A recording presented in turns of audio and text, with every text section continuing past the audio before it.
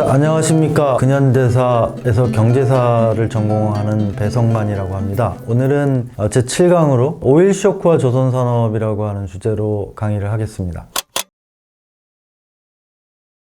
지난 시간에 얘기했지만 어쨌든 수출 전문 산업으로서 어떻게 보면 재도약의 계기를 마련했다고 생각할 수 있는 한국 조선산업이 오일 쇼크로 인해서 굉장히 당황스러운 상황이 벌어지게 됩니다.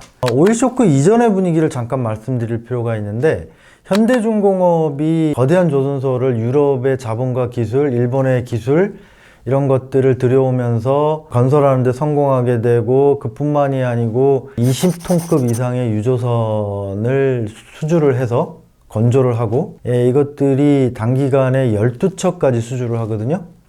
유럽에서 2척, 맨 처음에 그리스, 리바노스라고 하는 해운업자한테 했던 2척을 포함해서 일본 기술을 도입하면서 계기가 돼서 일본으로부터 6척, 일본 해운업계로부터 6척, 그리고 홍콩에서 4척.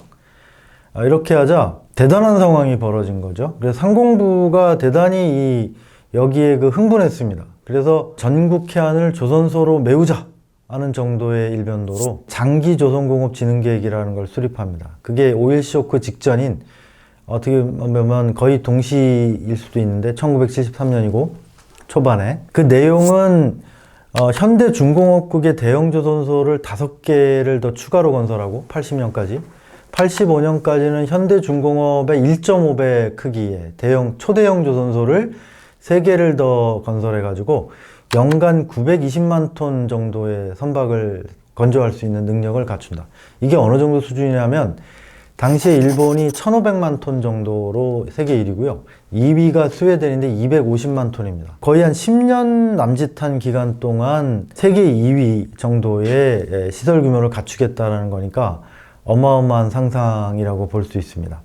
그리고 그 첫 번째 단추로 어떻게 보면 대한조선공사의 옥포조선소 건설이 시작됩니다.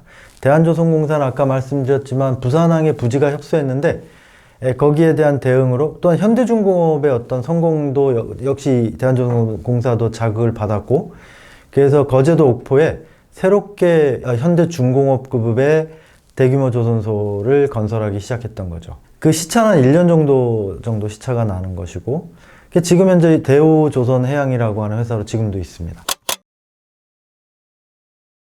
이런 좋은 분위기였는데 오일 쇼크가 발생을 하게 되죠. 이게 어느 정도의 타격이냐면, 오일 쇼크 이후에 약 10년 이상 세계에서 유조선 건조 수요가 단 한 척도 거의 없습니다. 이거 조금 과장해서 말씀드린 거긴 한데 거의 없다라고 생각하시면 되고, 현대중공업 같은 경우에도 초창기 12척의 유조선을 수주받은 이후에 80년대 후반까지 단 한 척도 수주하지 못합니다. 그럼 생각해 보십시오. 수출용 유조선을 건조하기 위해서 만든 조선소인데, 그것도 대형 조선소가 건조할 수 있는 선박이 갑자기 사라진 거죠. 그러니까 당연히 엄청난 위기가 온 것이고, 더불어서 원래 최초의 현대중공업의 선박을 발주했던, 대형 유조선을 발주했던 리바노스가 유조선 2척 중에 2번째 선박의 인수를 거부합니다. 약간 인도기를 늦췄다고 해서. 그러니까 엎친 데 덮친 격이 되죠.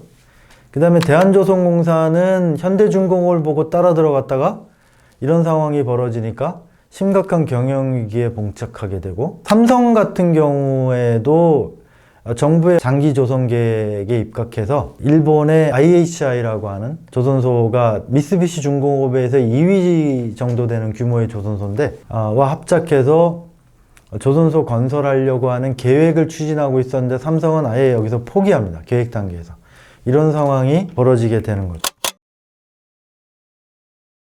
자, 그럼 이제 어떻게 할 것이냐. 가장 상식적인 대답은 결국 구조조정. 일본이 거기에는 가장 대표적으로 그 길을 갔습니다. 그래서 1970년대 후반에 1차 구조조정, 80년대 2차 구조조정을 통해서 전체 설비의 50% 정도를 감축합니다. 파업이 일어나고 난리가 났죠. 그렇지만 어쨌든 이것들을 통해서 설비 감축을 하고, 유럽 조선산업은 이때의 장기 불황, 70년대 오일 쇼크부터 시작해서 80년대까지의 장기 불황 속에서 거의 소멸되다시피 하죠. 근데 한국은 사실상 구조조정을 하지 않고 정부 지원을 지렛대로 삼아가지고 버티기에 들어갑니다. 기존의 설비들은 그대로 두고 짓고 있던 공장들도 계속 건설합니다. 대표적인 게 바로 대한조선공사가 결국은 옥포조선소를 짓다가 불황을 맞게 되면서 못 버티고 그 건설을 포기하거든요.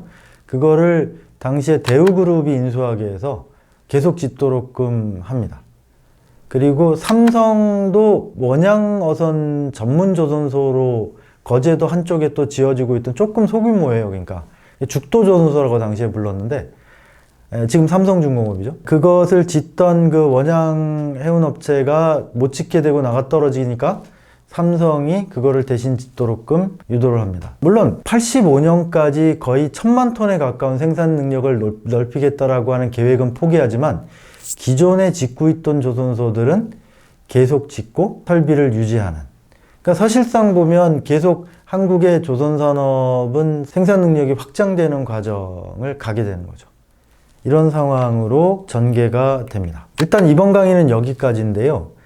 이번 강의를 전체적으로 정리를 하면 어떻게 보면 현대중공업의 탄생, 수출 전문 조선소의 탄생이죠. 그걸 통해서 굉장히 그 밝은 전망을 보였던 한국 조선산업이 오일 쇼크를 통해서 결정적으로 타격을 입게 되는 상황이 발생하게 됩니다.